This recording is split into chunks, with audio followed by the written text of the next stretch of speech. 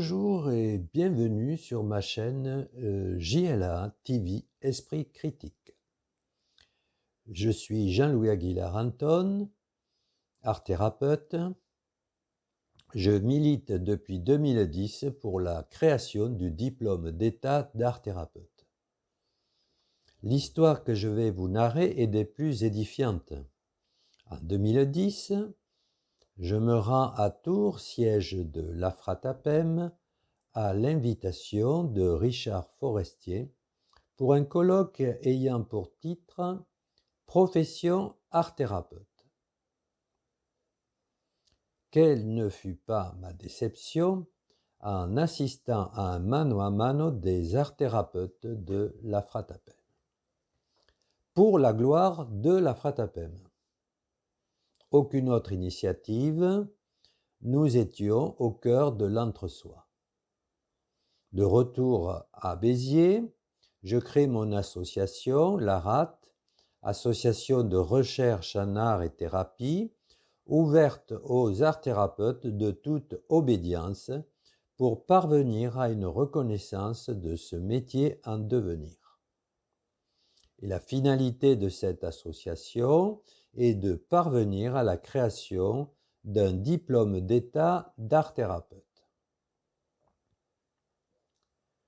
J'ai pris mon bâton de pèlerin de l'art-thérapie pour aller rencontrer Jean-Pierre Klein de l'INECAT, Jean-Pierre Royol de Profac, Alain Glaise de l'IRFAT, Jean Boustra et Guy Lafargue dans le Bordelais, Anne-Marie Dubois à Paris, François Granier, Jean-Luc Sudre à Toulouse, Fabrice Chardon, Annie Boyer-Labrouche, Irina Katz-Mazilou de la Fédération française des arts-thérapeutes, Hélène Béraud-Gonzalez du Syndicat français des arts-thérapeutes, pour tenter de comprendre ce qui se passait et comment se construisait la reconnaissance du métier d'art-thérapeute.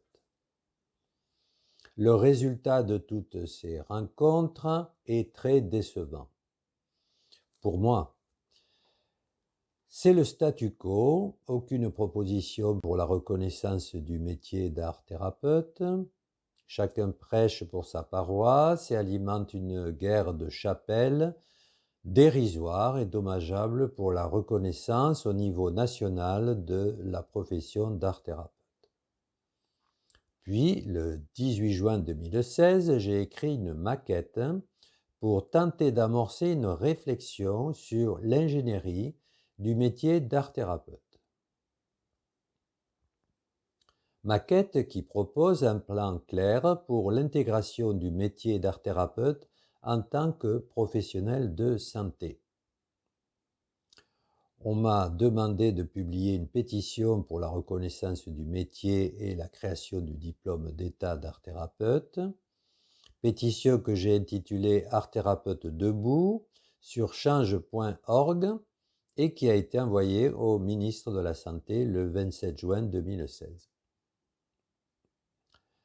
Arnaud Gignot me contacte et me dit que ce travail ne peut pas rester lettre morte et il organise à Lyon, dès les 15 et 16 avril 2017, une rencontre nationale des art-thérapeutes. J'y propose 2 motions pour la reconnaissance du métier d'art-thérapeute. Motion 1 pour la création du diplôme d'État d'art-thérapeute. Motion 2 pour la création d'un syndicat d'art-thérapeute. Mes 2 motions sont acceptées, mais le 15 mai 2017, le collectif national des art-thérapeutes est créé et mes 2 propositions finissent aux oubliettes. Ensuite, Gilles Bardot me propose courant 2018 de relancer un syndicat national des art-thérapeutes. Nous avons une première réunion fondatrice le 10 mars 2018 à Béziers. L'aventure échoue rapidement et je finis par jeter l'éponge. Je propose ma maquette pour la création du DEAT à la FAT d'Irina Katz-Bazilou, qui la rejette sans autre forme de procès.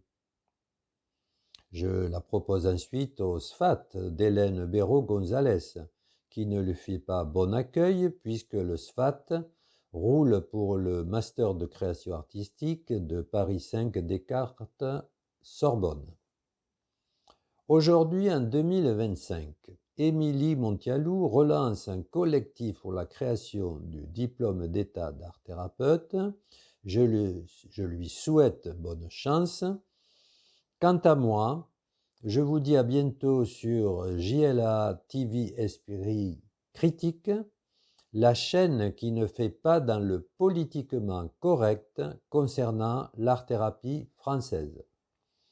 Salut, le combat continue pour le DEAT.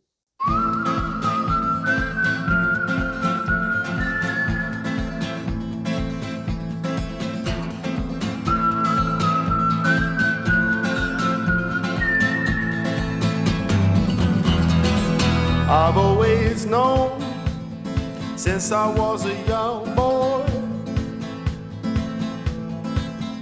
in this world, everything's as good as bad.